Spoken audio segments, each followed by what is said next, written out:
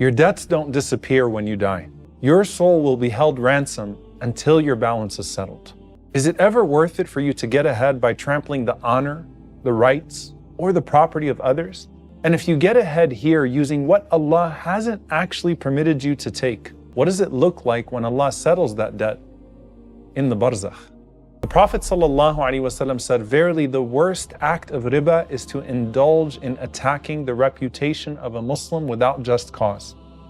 If you let your tongue consume the honor of people without care for them, what about their property?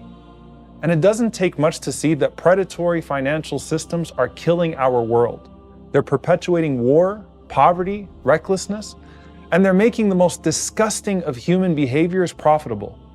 Firstly, the order for the believer is to live within his means and not take from this dunya except what he needs.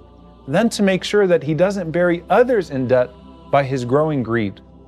Let's start with the whole notion of debt first. Muhammad ibn Jahsh radiallahu ta'ala anhu says, we were sitting with the Messenger of Allah sallallahu alayhi wasallam when he raised his head towards the sky. Then he put his palm on his forehead alayhi salatu wasalam, and he said, Subhanallah, a serious issue has been revealed to me. So we remained silent and were afraid. The following morning I asked the Prophet ﷺ, Ya Rasulullah, what is this serious issue that has been revealed? He said, by the one in whose hand is my soul, if a man were killed in battle for the sake of Allah, then brought back to life, then killed and brought back to life again, then killed, and he owed a debt, he would not enter paradise until his debt was paid off. One of the most dangerous things to leave behind in this world is a debt that you owe someone. It can be a means of punishment or being prevented from your reward. A man came to the Prophet ﷺ and said, Ya Rasulullah, my brother left behind 300 dirhams. Should I just distribute all of that between his children?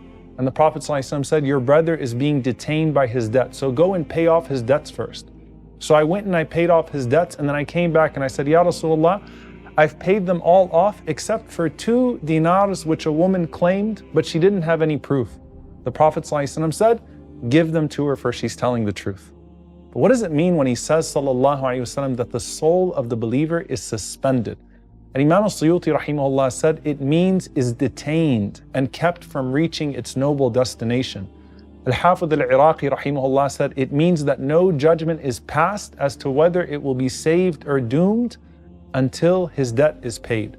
So a soul can be detained for decades or even until the day of judgment for an unpaid debt. SubhanAllah, how many parents wait for their kids to pay their debts, or friends wait for their friends to help them out?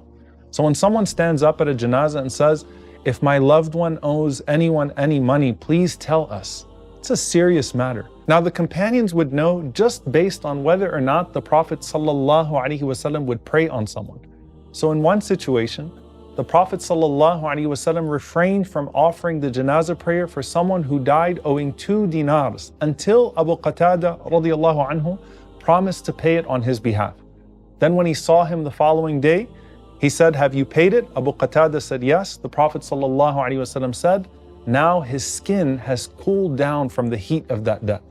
The Prophet ﷺ himself would consistently seek refuge from being in debt.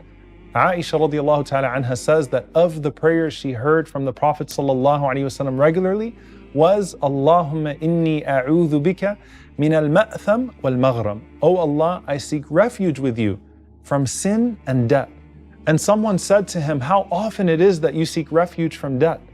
And he said, because when a man gets into debt, he ends up telling lies and then also breaking promises. So many of the ways of hypocrisy could arise if you really get desperate with your debt. And Imam ibn Hajar rahimahullah ta'ala comments on this, and he says, that's why it's so important to live within your means and avoid debt unless you need it. Now it's important to say these hadiths are condemning someone who gets greedy or reckless, not someone who gets into a hard situation. That's the community's responsibility, hence the idea of a beautiful loan in our deen. The whole idea of a good loan in our deen is that it's a form of charity, not a way of making money off of someone else's desperation. The Prophet ﷺ said that of the nations of the past, there was a man who used to give loans to the people, and he would say to his servant, if the debtor is in hardship, forgive his debt so that perhaps Allah subhanahu wa ta'ala will relieve us. So when he met Allah subhanahu wa ta'ala, then Allah indeed relieved him. Imagine coming to your grave with burden upon burden and worry upon worry about the debt of your sins. But just as you relieved someone who is indebted to you, Allah will relieve all of your burdens in exchange. Now the other side of that is the one that's far more serious, which is the predatory system of riba, of usury. The Prophet ﷺ said that I saw in a dream a man that was swimming in a river of blood. And on the bank of that river, there was another man with stones in front of him. So every time the man in the river would swim a little, he would make it close to the bank, and then the man that was standing on the riverbank would throw a stone into his mouth. And that would throw the swimmer all the way back to where he started. And the Prophet ﷺ said, this continues to happen over and over and over again. So I asked Jibreel alayhi salam, who is that man? And Jibreel alayhi salam said, that's a man who used to consume riba. Now in the equation of riba, you have the one who's charging other people riba, and you have the one that's engaging it. As for the one that's charging the people, then just as he used to drown people in debt that they could never seemingly get out of, he's now drowning in a river of blood. And his greed causes him to do this over and over again in this life. And there's a profound connection to the hadith where the Prophet ﷺ says that if the son of Adam was to be given a mountain of gold, he's not satisfied until he can turn it into two. And if he's given two, he wants three. And nothing stops his greedy pursuit except for dirt in his mouth, meaning his grave. Now in this situation, it's not just dirt in his mouth. It's also this stone because of how he used to pursue that greed with riba. But this hadith is also referring to someone who consumes riba, because to be content in a system of riba is to be complicit with it. And when you consume riba, it's just like you're swimming in debt and never trying to actually reach the riverbank of self-sufficiency. So now you keep getting pushed right back into it every time you try to get out. He's called akil riba, the one who eats riba, because the wealth he's eating from isn't actually his. Someone might say, but I'm not the one taking riba, I'm the one paying it. It doesn't matter. You're perpetuating it when you willingly engage it. Now I want to be clear here again, I'm not talking about the extreme necessity for which a fatwa may exist, but just someone who says it is what it is, this is how the world works. And by the way, some of the scholars said the representation of blood actually speaks to how the world works. That the blood might be due to the connection between economic injustice and political instability. Umar ibn al-Khattab radiallahu ta'ala anhu used to say, beware of debt, for it starts with worry and it ends with war. And that's why we always say, follow the money. For almost every single corruption on earth, you can see a financial gain behind it. Someone is profiting from someone else's misery, and Allah hates that.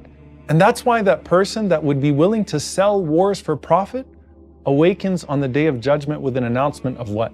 Harbin min Allah, a war from Allah and His Messenger, where the one who consumes riba is told, take your weapons as you go to war with the All-Powerful. May Allah subhanahu wa ta'ala protect us all.